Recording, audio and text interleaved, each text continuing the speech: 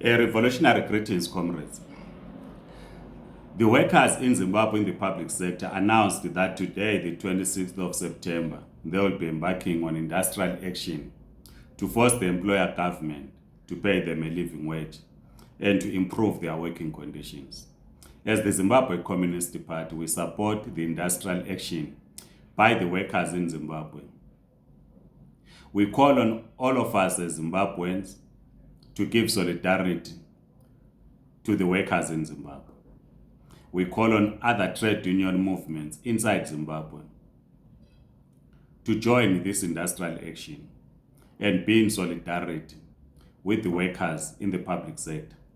An injury to one is an injury to all.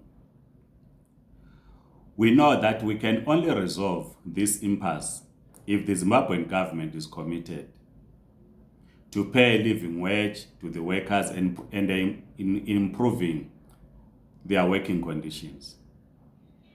But we know that this is an uncaring government because the political leadership in Zimbabwe is sending their kids to private schools and overseas to study. But the children of the rank and file of the membership of ZANU-PF are going to be affected by this industrial action. And we appeal to the rank and file of ZANU-PF members to petition their leadership that it has to meet with the teachers in Zimbabwe, union leaders, and then indeed meet their demands so that all of us we can have our kids receiving quality education in Zimbabwe. And this thing of donating workers to the opposition when they demand a living wage must stop. So the ZANU-PF-led government as the employer must engage the workers and meet their demands.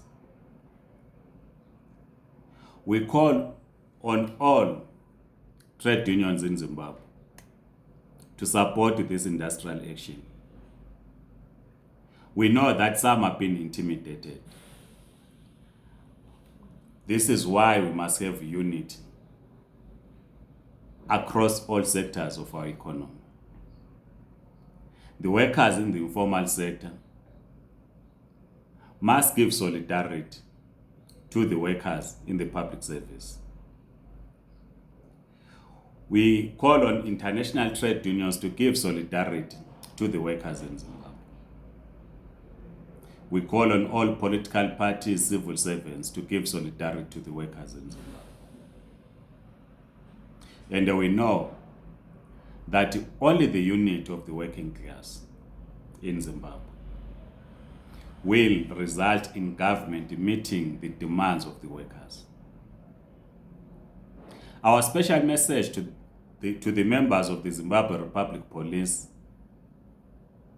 the CIO, and the other security agencies, that they should not allow themselves to be used by the political leadership to intimidate other workers. There are no special shops designated for members of the Republic Police.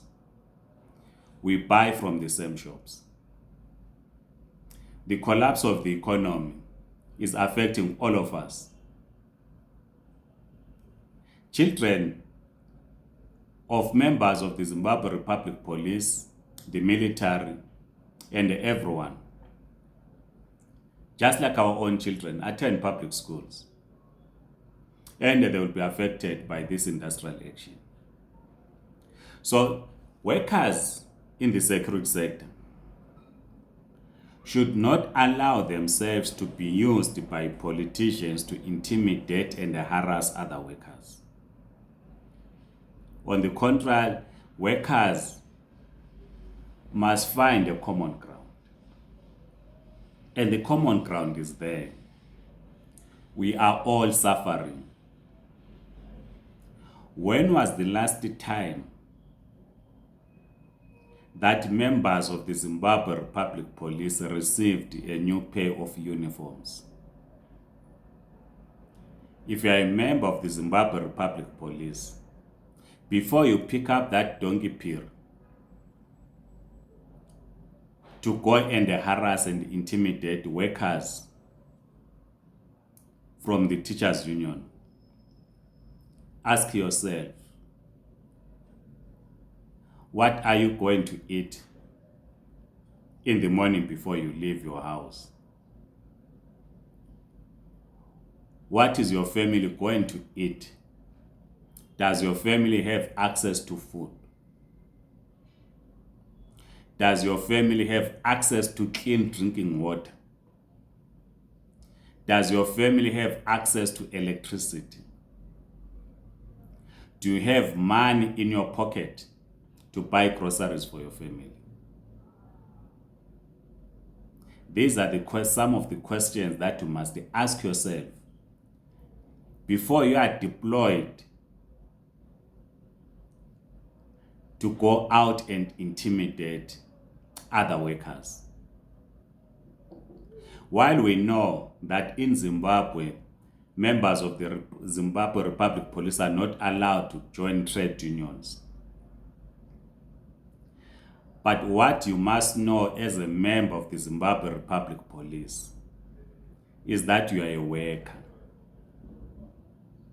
and the workers must unite. You should not be used by the political elite to harass other workers. Let us all give solidarity to the workers in the public sector, so that as soon as possible, there's a solution to this industrial action. And the solution can only come from us as the people of Zimbabwe if we pressure government to accept the demands of the workers.